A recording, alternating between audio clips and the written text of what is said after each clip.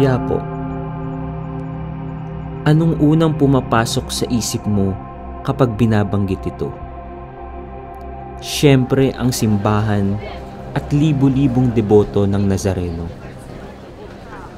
Mga panindang mura nga, pero madaling masira. At mga iba't ibang mga mananambal, espiritista at magtatawas. Isa na rito si Mang Imong, isa sa pinakamatagal na pumepwesto sa Quiapo. Dahil sa tamis ng dila sa pagbenta ng kanyang mga gamot, ay di hamak ang haba ng pila sa kanyang mga paninda. Lapit mga suki! Ito na ang pinakamabisang gamot, pang-almoranas, at iba't ibang sumasakit sa katawan, bumubukol sa katawan, at ano pa magbubukol dyan? At para sa mga dalagang ina, na alam mo na may problema. Malakas man kumita ng pera si Mang Imong dahil sa pagtitinda ng peking gamot. Mabilis din itong maubos dahil sa kanyang masamang bisyo. Bango mo. Teka kita mamaya, Nang sumunod na araw sa Quiapo. Ha? Bakit ang daming tao? Sino kayang pinagkakaguluhan ng mga ito? Ito ang tumambad sa kanya. Si Lucio, ang bagong saltang mananambal. 3 beses niyo po itong inumin sa isang araw upang mawala po ang bukol niyo sa leeg. Buwisit na to Sira diskarte ko. Walang magawa si Mang Imong dahil sa galing ng bisa ng mga gamot ni Lucio. Lumipat sa bagong mananambal ang kanyang mga customer.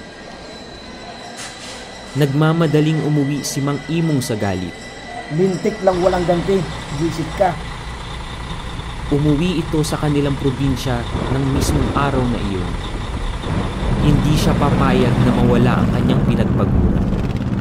Kailangan mawala sa landas ang Lucio. Umantong si Mang Imong sa puno ng matandang balete. Pumasok siya sa loob nito, patungo sa kanyang lihim na puwer. At sinimulan niya ang ritual. Hindi lang pala mananambal si Mang Imong, kundi isa din siyang mangkukulam.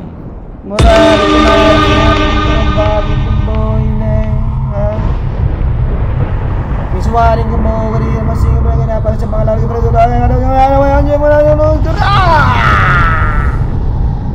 Kinaumagahan, nagmamadaling bumalik ng Maynila ang masayang si Mang Imong.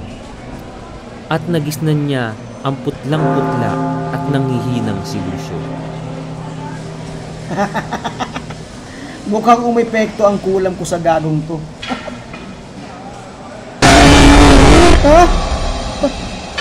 Paano nangyari yun? Akala ko gumana ang kulam ko. Biglang napauwi si Mang Imong, nanginginig at takot na takot. Agad niyang isinara at inilak ang pinto at nagkulong siya sa kwarto. Nang may mapansin siya sa salamin,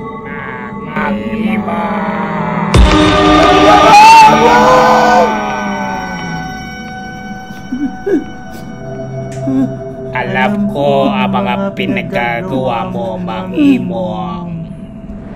Mga panloloko at pagbebenta ng mga peking gamot.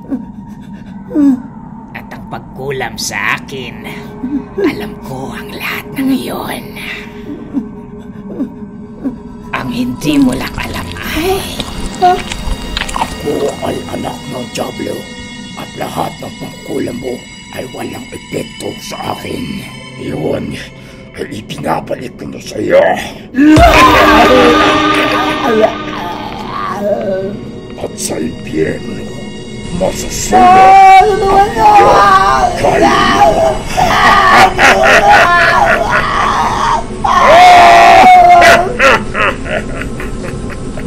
Ikaw, gusto mo pa bang magpagamot sa mananambal?